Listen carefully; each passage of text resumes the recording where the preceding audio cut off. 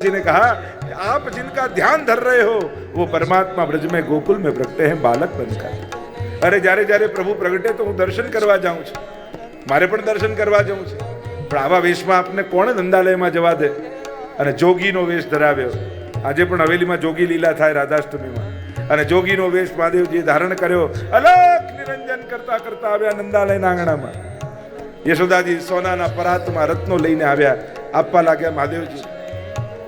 ये सब नहीं चाहिए. अच्छा तो आपको क्या चाहिए? देना है तो तुम्हारे लालन का दर्शन कराओ. यशोदा जी ने थયું આ સન્યાસી મહાત્મા ક્યાંક મારા લાલનને ઉપાડી જાય ને સન્યાસી બનાવી દે તો? નાના દર્શન તો નહીં દેંગે, આપ કહો એ આપું, જે કહેશો એ આપીશ, પણ લાલનના દર્શન નહીં થાય. કરાવવા હોય તો દર્શન કરાવો ને તો ખાલી હાથે નીકળી જઈશ. ડર બતાવ્યો. યશોદાજીએ કહ્યું જવું હોય તો જાઓ, બાકી દર્શન નહીં મળે. બોલતા બોલાઈ ગયું, પણ હવે તો જવું પડે. યમુનાજીના તટ પર જઈને આંસુ સારવા લાગ્યા મહાદેવજી. અરે મોકો મળ્યો દર્શનનો ને હું ચૂકી ગયો. અને યે યથા મામ પ્રપદ્યન્તે તાં સદૈવ ભજામ્યહમ. જે રીતે મને ભજે હું પણ એની રીતે ભજું. અહીંયા મહાદેવજી રડે ત્યાં ઠાકોરજી રડવાનું શરૂ કર્યું. રડે જાય રડે જાય રડે જાય. બધા જ કોશિશ કરે ને શાંત રહે ને ચૂપ રહે. કેમે કરીને દૂધ પીએ, કેમે કરીને શાંત રહેતા નથી. થયું અરે આ કેમ ચૂપ રહે? અને કોઈ ગોપીએ કહ્યું લાગે છે યશોદાજી કોઈની નજર લાગી ગઈ. તો નજર ઉતારે કોણ? તો કે હિમાલયના મહાત્મા હોય ને એમને આ બધું આવડતું હોય. અરે સવારે જ આવેલા, દૂર નહીં ગયા હોય, જાઓ શોધીને લાવો. અને બધી ગોપી વ્રજમાં ફરી વળી. એક ગોપીનું ધ્યાન પડ્યું યમુનાજીના તટ ઉપર. મહાદેવજીને કહ્યું આપને નજર ઉતારતા આવડે છે? અરે આટલા તપ વ્રત કરીને નજર ઉતારતા જ શીખ્યો છું. ગામના લોકો મને નજર ઉતારને વાલે બાબા કહીને જ બોલાવે છે. લાવો હમણાં ઉતારી દો. આવ્યા છે અલખ નિરંજન કરતા કરતા. યશોદાજીની સામે આવીને ઉભા રહી ગયા. યશોદાજીની ગોદમાં લાલન રડે જાય રડે જાય રડે જાય. અને મહાદેવજી કે લાવો મારા ખોળામાં આપું, નજર ઉતારી દો. યશોદાજી કે ગોદમાં ના આપો, દૂરથી ઉતારો. અને લાલન જોરથી રડ્યા, ગભરાયા. યશોદાજી લઈને આપી દીધા મહાદેવજી. અને મહાદેવજી ખોળો કરીને લાલનને પધરાવ્યા. નાના નાના ચરણારીને મસ્તક પર લગાડે, નાના નાના હસ્તને છાતી પર લગાડે. યશોદાજી જોઈને બોલ્યા આ નજર ઉતારો છો કે પોતાની ઉતરડાઓ છો? અરે અમારે હિમાલય में ऐसे उतरती है. અને હૃદય ભરાઈ આવ્યું મહાદેવજીનું. અશ્રુપાત થવા લાગ્યા કે પ્રભુ આટલા વર્ષો કૈલાસ પર ધ્યાન ધર્યા, આજે આપના ચરણોના સ્પર્શનું સુખ મને મળ્યું છે. આપના કૃપા હસ્ત આજે મારા મસ્તક પર પડ્યા છે. અને મહાદેવજી ગોદમાં લઈ લાલનને નાચવા લાગ્યા, ગાન કરવા લાગ્યા. નંદ ઘેરા નંદ ભયો, જય કનૈયા લાલ કી. હે નંદ ઘેરા નંદ ભયો, જય કનૈયા લાલ કી. ब्रज में आनंद भयो, જય કનૈયા લાલ કી. ब्रज में आनंद भयो, જય કનૈયા લાલ કી. आनंद आनंद भयो, જય કનૈયા લાલ કી. ચારે બાજુ આનંદ વ્યાપેલો છે. નંદ મહોત્સવનું અનેક પ્રકારથી વર્ણન કરવામાં આવ્યું. અને બ્રજ ભયો મહેર કે પૂત જબ ये बात सुनी आनंदे सब लोग गावत गणित गुनी. જ્યારે સુરદાસજી પર મહાપ્રભુજીએ કૃપા કરી અને કેવલ દશમ સ્કંદની અનુક્રમણિકા સંભળાવી અને બધી જ વ્રજની લીલાઓ પ્રગટ થવા લાગી. ત્યાં નંદ મહોત્સવનું વર્ણન કર્યું છે. નંદાલયના મહોત્સવનું વર્ણન તો કર્યું, પણ જ્યારે ગોપીઓના ઘરનું વર્ણન કરવા લાગ્યા ત્યારે મહાપ્રભુજીએ પોતે સુન સુર સબન કી યહ ગતિ જીન હરિ ચરણ ભજે એમ કહીને પદને વિરામ આપી દીધું કે નંદાલય સુધીનો તો અધિકાર બધાનો છે, પણ નિકુંજનો અધિકાર બધાનો નથી. આ તો પ્રભુની દિવ્ય લીલાઓ છે. અદ્ભુત વર્ણન મહોત્સવના આપણા આચાર્યો, મહાપુરુષો, સંતો, કીર્તનકાર બધાએ અદ્ભુત વર્ણન કર્યા છે. 18 શ્લોકમાં વર્ણન આવ્યું છે. નંદ બાબા મહામના બન્યા છે.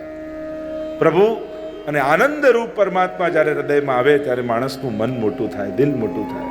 મહામના થયા, ખૂબ દાન આપ્યું છે. આપણે ત્યાં એટલે જ કહેવાય ઉત્સવ હોય ત્યારે 6 વસ્તુ થવી જોઈએ: ખાન પાન તાન ગાન માન અને દાન.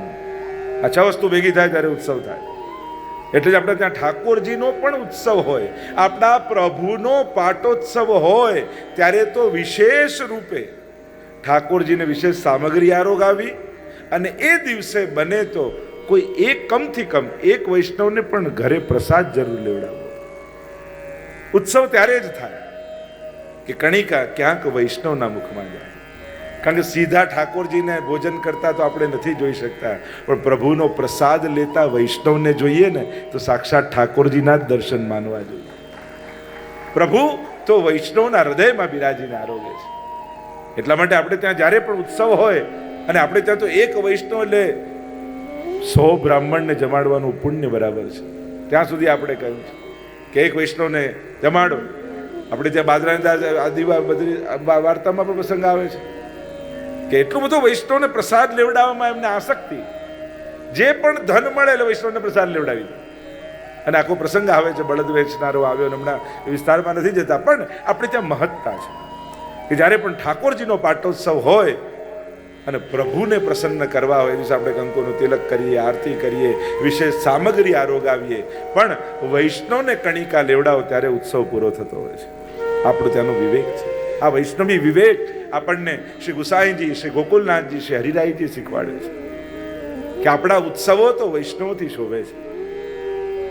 આમ અહીંયા સુંદર વર્ણન નંદ મહોત્સવનું કરવામાં આવ્યું. નંદ બાબાને યાદ આવ્યું કે અરે કંસને વાર્ષિક કર આપવાનું તો ભૂલી ગયા. વર્ષ પૂરું થવા આવ્યું ને હજી કર આપ્યો નથી. અને સુખદેવજી વર્ણન કરતા કહે, ગોપોના ભરોસે ગોકુલને રાખી અને નંદ બાબા આવ્યા મથુરા. અને મથુરા આવ્યા, મળ્યા કંસને, ત્યાંથી મળવા ગયા વસુદેવજીને. અહીંયા સુખદેવજી વર્ણન કરતા કહે, ગોપાન ગોકુલ રક્ષાયા નિરૂપ્ય મથુરાગતઃ નંદઃ કંસસ્ય વાર્ષિક્યમ કરમ દાતુમ કુરુદ્વઃ. ગોપાન ગોકુલ રક્ષાયા, ગોપોના ભરોસે ગોકુલને રાખી અને વાર્ષિક કર આપવા માટે ગયા. ગોકુલ એટલે ગો એટલે ઇન્દ્રિયો. શાસ્ત્રોમાં ગો એટલે ઇન્દ્રિય, ગો શબ્દ ઇન્દ્રિયો માટે વપરાય. એનો કુલ એટલે સમૂહ અને ઇન્દ્રિયોનો સમૂહ એટલે આપણો દેહ. અને આપણા દેહને, આપણા જીવનને જ્યારે પણ ગોપ એટલે મન, મનના ભરોસે જ્યારે પણ મૂકીને જશો તો એમાં કંઈક ને કંઈક ઉત્પાદ થશે. એટલે આપણા જીવનને, આપણા દેહને મનના ભરોસે નહીં રાખો, કારણ કે આ મન તો ભગાય જ રાખે માણસને. ચંચલમ હિ મન કૃષ્ણ પ્રમાથી બલવદ્રમ તસ્યાહમ નિગ્રહમ મન્યે વાયુરીવ સુદુષ્કરમ. ગીતાજીમાં પણ અર્જુન પણ પોતાનો પ્રોબ્લેમ કહે છે કે પ્રભુ આ બધા ઉપદેશ આપો છો બધું બરાબર, પણ આ મનનો નિગ્રહ કરવો ક્યાંથી? વાયુરીવ દુષ્કરમ. વાયુને પકડવો જેમ અઘરો છે એમ મનને પકડવું પણ અઘરું છે. અને ઘણી વાર લોકો મન એકાગ્ર કરવા માટેના કેટલા ઉપાયો શોધતા હોય છે. એમ ઘણી વાર નહીં, ગુસ્સો કંટ્રોલ કરવા માટે શું કરવું, તો ઘણા લોકો કે આમ 7 ઘૂંટ પાણી પીવું, ઊંડા શ્વાસ લેવા, ઠંડા પાણીથી હાથ પગ ધોઈ, કેટલા ઉપાયો લોકો. પણ ગુસ્સો આવે ત્યારે કંઈ યાદ આવે છે? આ બધું ભૂકંપ પત્યા પછીની વ્યવસ્થાઓ છે. ભૂકંપ આવે ત્યારે તો જોતા જ રહેવાનું હોય. તો આ મનનો નિગ્રહ કેમ થાય? મન કોઈ વસ્તુ છે કે એને તમે પકડી રાખો? કોઈ પદાર્થ તો છે નહીં. કોઈ વસ્તુ કે પદાર્થ હોય તો આપણે એને પકડી રાખી શકીએ. તો મનને એકાગ્ર કરવા માટે મનને સાત્વિક બનાવો. સાત્વિક મન જ એકાગ્ર થઈ શકે. જ્યાં સુધી રજોગુણ અને તમોગુણ પ્રધાન મન છે, તમે ગમે તેટલા પ્રયાસ કરો એ ક્યારે પણ સ્થિર નહીં થાય. એટલે બીજી બધી કસરતો કરવા કરતા, મનને એકાગ્ર કરવાની બીજી બધી મહેનતો કરવા કરતા મનને સાત્વિક બનાવવાનો પ્રયાસ કરો. જેટલું સાત્વિક મન હશે એટલું એકાગ્ર હશે. રજોગુણી મન ચંચલતા આપે. એટલે જે ગીતાજીમાં પણ ભગવાન એટલે કહ્યું, કામેશ ક્રોધેશ રજોગુણ સમુદ્ભવ મહાશનો મહાપાપમાં વિદ્યેનમિહ વૈરિણમ. અર્જુન પ્રશ્ન જ્યારે કરે છે કે પ્રભુ, માણસને ખબર હોય છે કે આ પાપ છે, આ ન કરાય, છતાં એવું કયું બળ છે કે માણસને પાપ કરવા તરફ ખેંચી જાય છે? એવો કયો ફોર્સ છે આ કે પરાણે માણસ બલાદીવ નિયોજિત, પરાણે માણસ પાસે બળપૂર્વક પાપ કરાવે? ત્યારે પરમાત્માએ કહ્યું, આ રજોગુણ છે ને, કામ એશ ક્રોધ એશ રજોગુણ સમુદ્ભવ. રજોગુણથી ઉત્પન્ન થયેલા કામ અને ક્રોધ એ જ માણસને પાપ તરફ પ્રેરતા હોય છે. તો રજોગુણી પ્રધાન જે મન છે એ ક્યારે પણ સ્થિર ન થઈ શકે. તમોગુણી પ્રધાન પ્રમાદમાં રહે છે, એ સ્થિર નથી રહેતું. એમ જોવા જાવ ને, મન સ્થિર કોનું હોય સાવ? કાં કોઈ બહુ મોટો યોગી હોય અને કાં કોઈ ડિપ્રેશનમાં હોય, જેને કોઈ ઈચ્છા જ ન જાગતી હોય. એને કંઈ કંઈ થાકી જઈએ, કંઈક તો કર, કંઈક તો બોલ, કંઈક તો બતાવ, કંઈક તો ઈચ્છા કે, એને કંઈ ના થાય. કારણ કે સંકલ્પ વિકલ્પાત્મક મન, સંકલ્પ વિકલ્પ કરે એ તો મન છે. જેમ આંખ બંધ કરો તો તમે કેવા બેચેન થઈ જાઓ, કારણ કે જોવું એ આંખની વૃત્તિ છે. તમે 10 મિનિટ બંધ કરો તો તમે બેચેન થઈ જાઓ છો.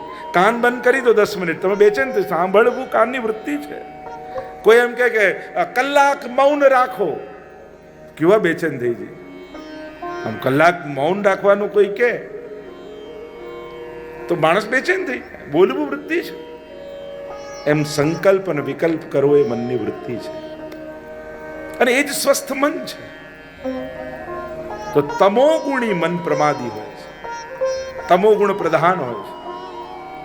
મનને એકાગ્ર કરવા માટે મનને સાત્વિક કરો, અને સાત્વિક કરવા માટે સૌથી પહેલા અન્નની શુદ્ધિ જોઈએ, અને પછી ભગવત ભજન.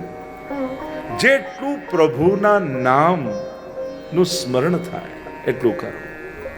ભગવત નામથી મન પવિત્ર થાય છે. અને આપણે ત્યાં તો મૌન, મન પ્રસાદ સૌમ્યત્વમ મૌનમાત્મ વિનિગ્રહ ભાવ સંશુદ્ધિ રેતી એતત તપો માનસ પુચ્યતે. ગીતાજીમાં મનનું તપ બતાવ્યું પરમાત્માએ. મન પ્રસાદ, મનને આનંદમાં રાખવું એ મનનું તપ છે. તમે નક્કી કરો, આજે 24 કલાક મારે મારા મનને દુઃખી નથી થવા દેવું. કોઈ પણ નાની બાબત જોજો, મન તરત દુઃખ પકડી લેશે.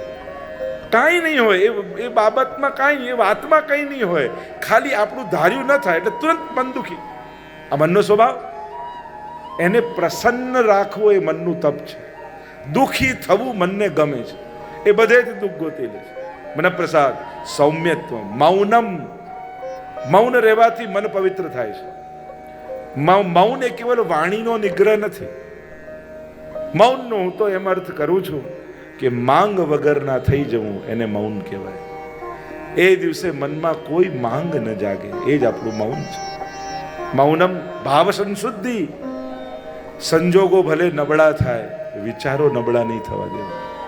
સંજોગો તો અનુકૂળ પ્રતિકૂળ ચાલતા રહે, પણ માણસે એના પવિત્ર વિચારો છોડવાની. સામે ગમે તેવો માણસ મળે, ગમે તેવા સંજોગો થાય, ગમે તેવા કડવા અનુભવો થાય, પણ માણસે પોતાના પવિત્ર વિચારનો ક્યારે ત્યાગ કરવો નહીં. એમ કહેવાય કે આટલી વસ્તુ ગુમાવવી ન જોઈએ. સન્મતિ ક્યારે નહીં ગુમાવવી. જે સારી બુદ્ધિ છે ને, પવિત્ર બુદ્ધિ, ગમે તેવા સંજોગો ને ગમે તેવો કડવો અનુભવ થાય, પણ ઉત્તમ વિચારો ન ગુમાવો. બીજું, સ્વાસ્થ્ય નહીં ગુમાવવું. શરીર છે તો બધું ચાલે છે. ત્રીજું, સંપત્તિ નહીં ગુમાવી, સાચવીને રાખવી. ચોથું, સંબંધો નહીં ગુમાવવા. થોડું છોડીને પણ સંબંધો સચવાઈ જાય તો કોશિશ કરવી. પાંચમું, સન્માર્ગ નહીં ગુમાવવું. ઉત્તમ માર્ગ જે તમારા આત્મોદ્ધારનો મળ્યો હોય, એ માર્ગ નહીં ગુમાવવો. બને તો એ સન્માર્ગ ઉપર ચાલ્યા કરવું. અને છેલ્લે કહ્યું, સદગુરુ નહીં ગુમાવવું. કોઈ જીવનમાં સદગુરુ મળ્યો હોય, બને તો એને ગુમાવવો નહીં. અને સદગુરુનો આશ્રય એટલે કોઈ એના પગ પાસે જ બેઠા રહ્યો એવું થોડી છે. એની આજ્ઞામાં, એના વિચારોમાં જીવવું, એ જ સદગુરુનો આશ્રય છે. એ ભલે મળ્યા હોય, ન મળ્યા હોય, દૂર હોય, નિકટ ન હોય, આપણે ક્યારેય રૂબરૂ મળ્યા ન હોઈએ, પણ એના કોઈ પવિત્ર વિચારોને પકડી રાખીએ ને તો આપણે ગુરુના સાનિધ્યમાં જ છે. ગુરુને પગે પડવા કરતા એના પગલે ચાલવું સારું. આપણે પગે તો પડીએ છીએ દોડીને, પણ એના પગલે ચાલીએ છીએ. મૂળ વાત છે એના પગલે પગલે ચાલવું. એના બતાવેલા પગલે ચાલવું એટલે એના બતાવેલા માર્ગ ઉપર ચાલવું. આટલી વસ્તુ જીવનમાં ગુમાવવી નહીં. એટલે ભાવ સંશુદ્ધિ, ઉત્તમ ભાવ, કડવા અનુભવથી પણ ગુમાવવો નહીં. તપોમાં, આ મનના તપ છે. અને ગોપોના ભરોસે ગોકુલ રાખીને ગયા અને આવ્યા વસુદેવજી પાસે. વસુદેવજીને કહ્યું, મારે આ રીતે બાળક થયા અને બધાઈ આપી. તમારું બાળક એ મારું બાળક છે. નંદ બાબા એમ સમજ્યા કે આત્મીયતા બતાવે છે. હા, મારું બાળક એ તમારું, તમારું એ મારું, એક જ છે ને, આપણે કેવી જુદા છે. વસુદેવજી કહેવા લાગ્યા કે મને ભય છે. આ રીતે ગોકુળને તમે એકલું મૂકીને આવ્યા, ત્યાં કંઈક ઉત્પાત થશે. અને અહીંયા કંસે મોકલેલી પૂતનાએ પ્રવેશ કર્યો. અને સુખદેવજી વર્ણન કરતા કહે, કંસેન પ્રહિતા ઘોરા પૂતના બાલ ઘાતિની શિશુંશ્ચાર નિઘનંતિ પૂરગ્રામ વ્રજાદિષુ. કંસેન પ્રહિતા ઘોરા, કંસે મોકલેલી કેવી છે? ઘોરા, બાલઘાતી, બાળકોને મારનારી. અને એ પૂતનાએ વિચાર કર્યો કે હું ક્યાં નાના બાળકોને ગોતવા જઈશ, કંસે મને મોકલી તો છે, એમ કરું સ્તનમાં વિષ લગાવીને જાઉં અને જેટલા નવજાત બાળકો નવા જન્મ્યા હોય બધાને મારી નાખ. આમાં હું ક્યાં ગોતવા જઈશ કે કોણ કંસનો શત્રુ છે? એટલે વિષ લગાવીને પૂતના સુંદરીનું રૂપ લઈને પૂતના પ્રવેશ કરે છે. એટલે કે આપણા ધર્મશાસ્ત્રોમાં બે પાત્રોથી સાવધાન રહેવાની જરૂર છે. અને આ બધા વ્યક્તિઓ નથી, આ બધી વૃત્તિઓ છે જે ક્યાંક ને ક્યાંક આપણા બધાની ભીતર કામ કરતી હોય છે. આ ધેનુકાસુર, અગાસુર, બકાસુર આ બધા આવશે, બધા અધ્યાસો છે.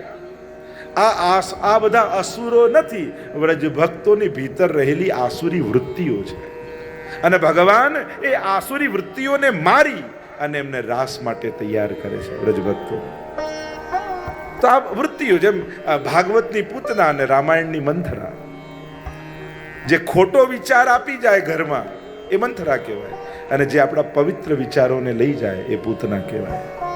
સમાજમાં ઘણાય મળે, તમે ઘણા પવિત્ર વિચાર કરો કે બસ હવે તો ઠાકોરજી પુષ્ટાઈ લેવા છે, એટલામાં કોઈ મળે. હમણાં પુષ્ટાવાતા છે, હજી તો ઉંમર નાની છે ને આટલી જવાબદારી છે, પછી સચવાશે નહીં, અપરાધ લાગશે ને દોષ લાગશે ને આમ એવા ડરાવી દે. પેલા ના ના હમણાં નથી પુષ્ટાવા. કોઈ પુણ્ય ને ભક્તિ કરવા જતું હોય એને પ્રોત્સાહન આપવાની જગ્યાએ ડરાવવો એ પણ અપરાધ છે, એ પણ દોષ છે. કોઈનો ઉત્તમ સંકલ્પ છે, આપણે કેમ નડનાર, આપણે કેમ વિક્ષેપ કરીએ? એ ઉત્તમ કાર્ય કરવા જઈ રહ્યા છે તો એને પ્રોત્સાહિત કરો. પણ પવિત્ર વિચારોને લઈ જાય પૂતના અને ખોટો વિચાર આપી જાય મંથરા. બધું જ બરાબર ઘરમાં ચાલતું હોય પણ એક વિચાર ખોટો એવો કોઈ મૂકી જાય, આ મંથરા વૃત્તિ છે. અને એટલા માટે જ સત્સંગની જરૂર છે. કારણ આ વૃત્તિઓ પ્રવેશે ને ત્યારે જ એમને ઓળખી લેવી જરૂરી છે.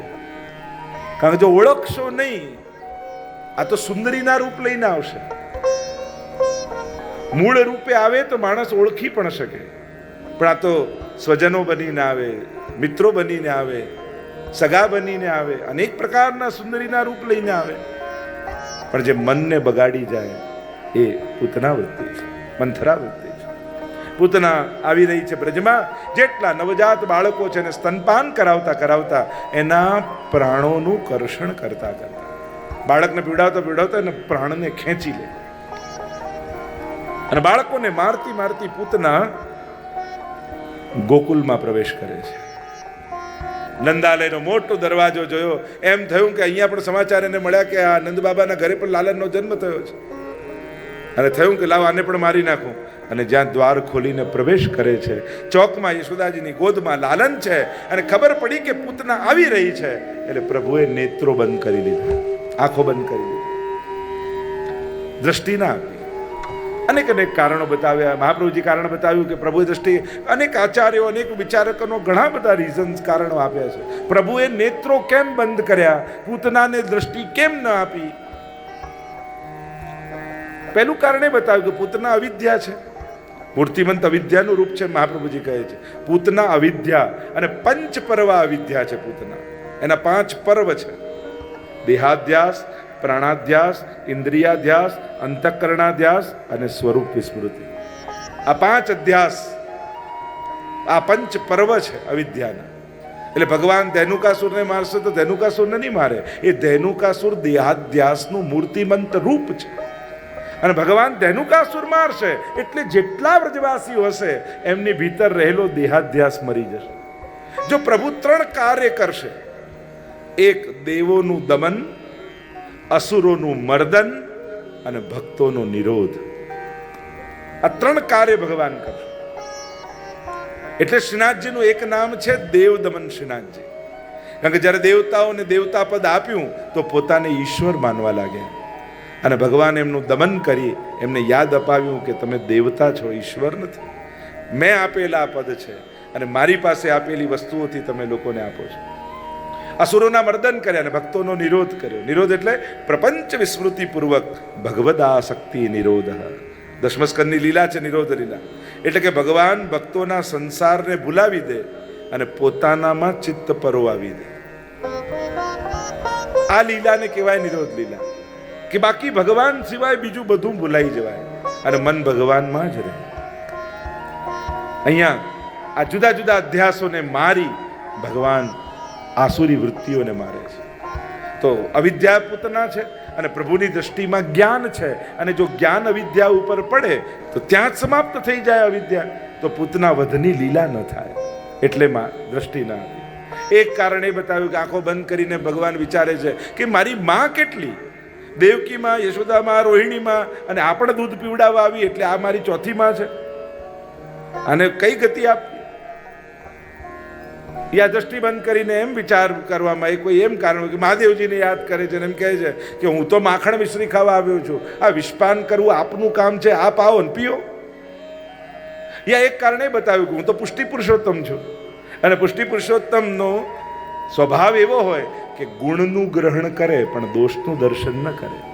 વિષ લગાવવું એ દોષ છે અને પયપાન કરાવવું એ ગુણ છે.